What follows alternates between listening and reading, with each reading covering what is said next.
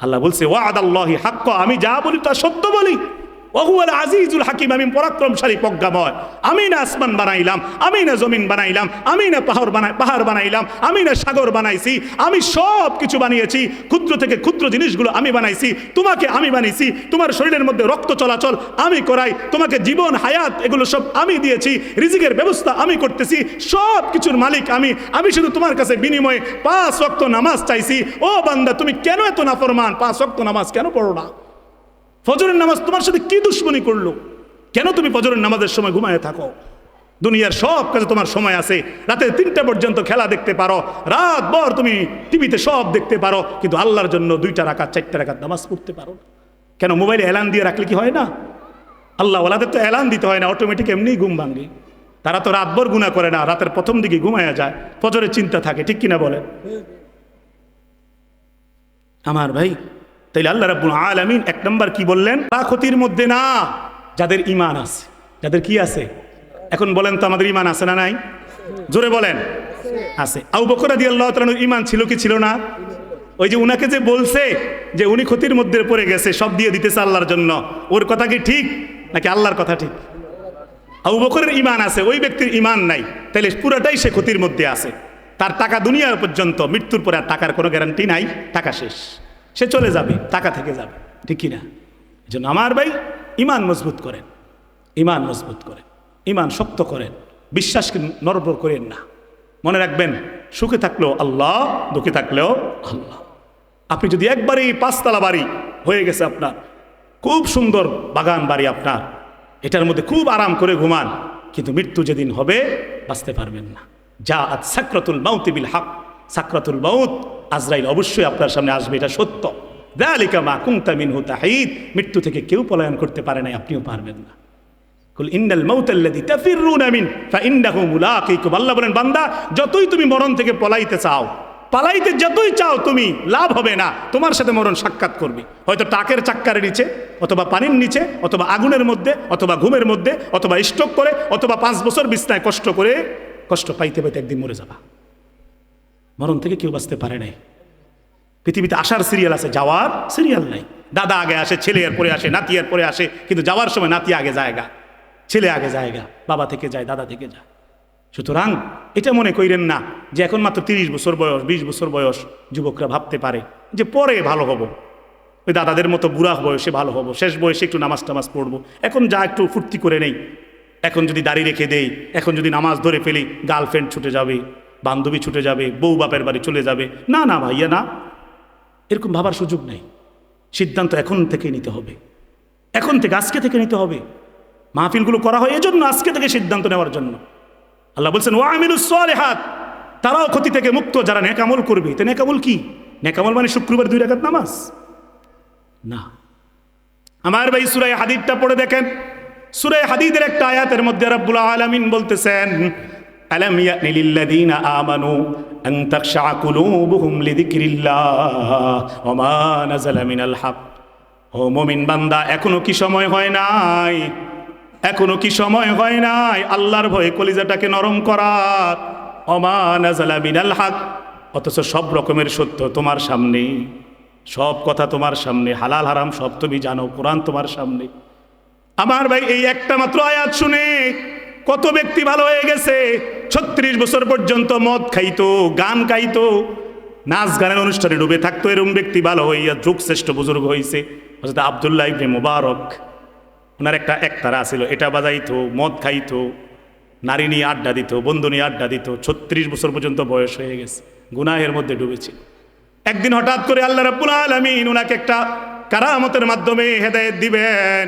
যেই একতারাটা উনি বাজাইতেন, একদিন দেখলে এটা বাজে না। আশ্চর্যভাবে একটা কোরআনের আয়াত ওনার কানের মধ্যে বাজে।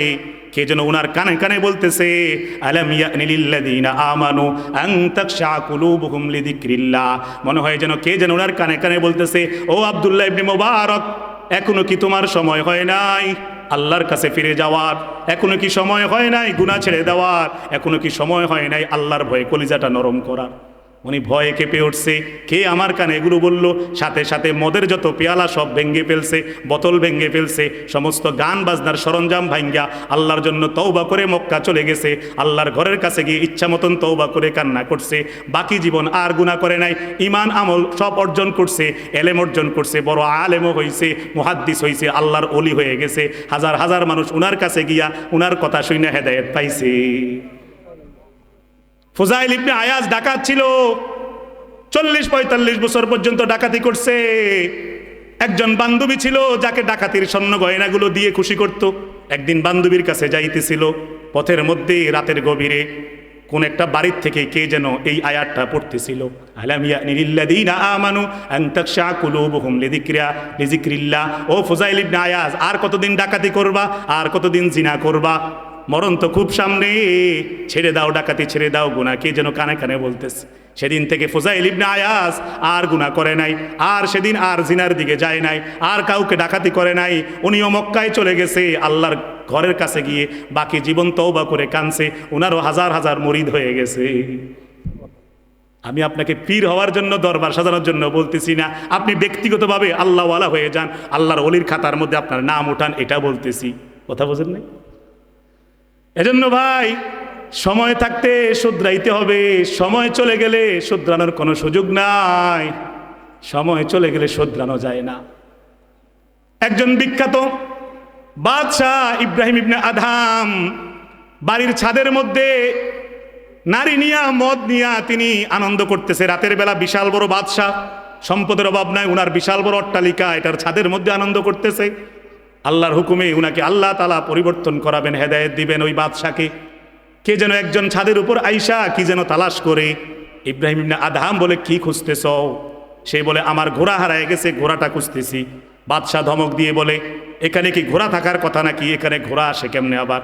এখানে ঘোড়া কোত্থেকে পাইলা, পাগল কোথাকার? ওই ব্যক্তি তখন জবাব দেয়, ও বাদশাহ, ও ইব্রাহিম ইবনে আদহাম, শুনেন, যদি এই বিশাল বড় বাড়ির ছাদের উপরে ঘোড়া না থাকতে পারে, তাইলে এই মদের পেয়ালার মধ্যে, নারীর মধ্যে আল্লাহ কিভাবে থাকে, আখিরাত কিভাবে থাকে, জান্নাত কেমনে থাকে? সাথে সাথে ইব্রাহিম ইবনে আদহামের কলিজা মোচড় দিয়ে উঠছে। কথাটা কি বলল? উনি দৌড়ে গিয়ে তওবা করে নিছে, আর জীবনে মদ খাই নাই, গুনাহ করে নাই। ওনার পরিবর্তনের আরেকটা কাহিনী হচ্ছে, উনি বিছানার মধ্যে একদিন দেখলেন একটা নারী শুয়ে আছে, উনার দাসী, যেই দাসীটা ঘর পরিষ্কার করে রাখে, দাসী ঘুমায় গেছে। উনার রাগ উঠে গেছে, ওই দাসীকে চাবুক আনাইয়া ইচ্ছা মতন মারছে। বলছে, তুমি আমার বিছানায় ঘুমানোর দুঃসাহস কিভাবে পাইলা? একথা বলে বারবার মারতেছে, কিন্তু দাসী কান্না করে না। দাসী ব্যথার যন্ত্রণা সহ্য করে, আর আরেক দিকে তাকাইয়া মুস্কি মুস্কি হাসে। ইব্রাহিম ইবনে আদহাম বললেন, এত মারলাম, কাঁদতেছো না? তুমি আমাকে টিটকারি করতেছো, হাসতেছো, ঘটনা কি? দাসী বলে, আজকে আমার শরীর দুর্বল ছিল, আপনার বিছানাটা সুন্দর লাগে সব সময় দেখতে, ভাবলাম একটু বসে দেখি, কিন্তু বসার পরে চোখে ঘুম আসছে, শুয়ে গেছি, খেয়াল করে নাই, মনের অজান্তে ঘুমায় গেছি আপনার বাদশাহী বিছানার মধ্যে। এই একটা অপরাধের কারণে আপনি আমাকে এতগুলো চাবুক মারলেন। তাইলে আপনি যে এত বছর ধরে এই নরম বিছানায় ঘুমান, এত গুনাহ করেন, আপনাকে আল্লাহ তাআলা কতগুলো জাহান্নামের চাবুক মারবে। এটা শোনার পরেই ইব্রাহিম ইবনে আদহাম ঘর বাড়ি ছাইরা, রাজত্ব ছাইরা, রাজপ্রাসাদ ছাইরা, কাউকে না জানাইয়া ঘোড়া নিয়া দৌড়াইতে দৌড়াইতে, চোখের পানি ফেলতে ফেলতে জঙ্গলে চলে গেছে। বাকি জীবন আর রাজত্ব চালায় নাই। লোকেরা অনেক দিন পরে উনাকে খুঁজে পাইছে, রাজ্যের লোকেরা বলছে, ইব্রাহিম ইবনে আদহাম, আপনি রাজ্যে ফিরে আসেন। উনি বলছেন, না না না, এই জঙ্গলে আল্লাহর সাথে আমার একটা রাজত্বের খেলা চলতেছে। এজন্য আমার ভাই, আল্লাহর কাজ করে দেখেন, গুনাহ ছেড়ে দেখেন। যেই ছেলেরা, যেই যুবক ছেলেরা, যেই মেয়েরা শুনতেছে, যারা কিনা রাতের বেলা ইয়ারফোন লাগাইয়া গান শুনে মজা নাও, আমি বলবো গানের মধ্যে কোনো মজা নাই, এটার মধ্যে সুখ হয় না। যদি সুখ হইতো, অনেক ছেলে বিয়ের আগের রাতে ডেকসেট লাগাইয়া দেয়, মানুষকে কষ্ট দেয়, কিন্তু ডেকসেট লাগাইয়াও শান্তি পায় না। একটার পর একটা গান পাল্টায়, একটা গানও 5 মিনিট পুরা শোনে না, ঠিক কিনা বলেন? কারণ কোনো গান তার কলিজায় তৃপ্তি দেয় না। আমার ভাই, হারামে আরাম নাই, গানের মধ্যে কখনো তৃপ্তি হয় না। আপনি যদি 1 ঘন্টা কোরআন তেলাওয়াত ইয়ারফোন লাগাইয়া একদিন শুনেন, আল্লাহর কসম করে বলতে পারি, কলিজাটা কেঁপে উঠবে, পশমগুলো দাঁড়ায় যাবে, চোখ থেকে পানি বের হয়ে যাবে, আল্লাহর মহব্বতের জোয়ার চলে আসবে।